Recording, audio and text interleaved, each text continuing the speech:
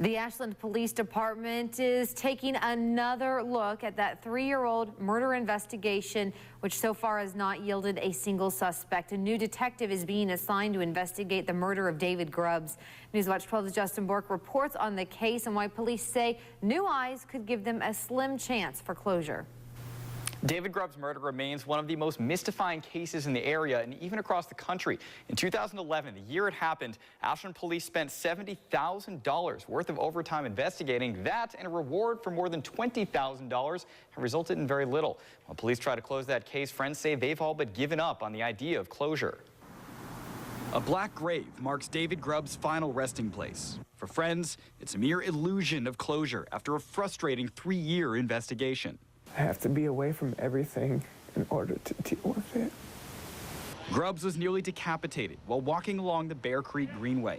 After tens of thousands of case documents and more than 1,000 interviews, almost nothing. It's hard to have something called hope at this point.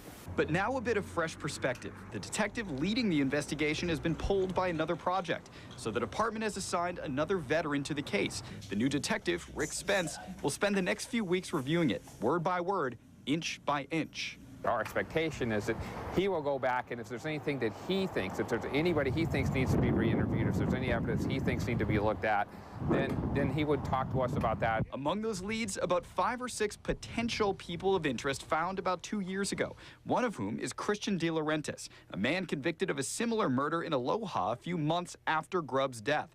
But police say none of those leads are supported by enough evidence to consider them suspects. Before someone becomes a suspect, we have to have some evidence to believe they did the crime that we're suspecting them of, other than just the fact that they're a bad person. So for police, it's back to the drawing board on what could be a crime without motive.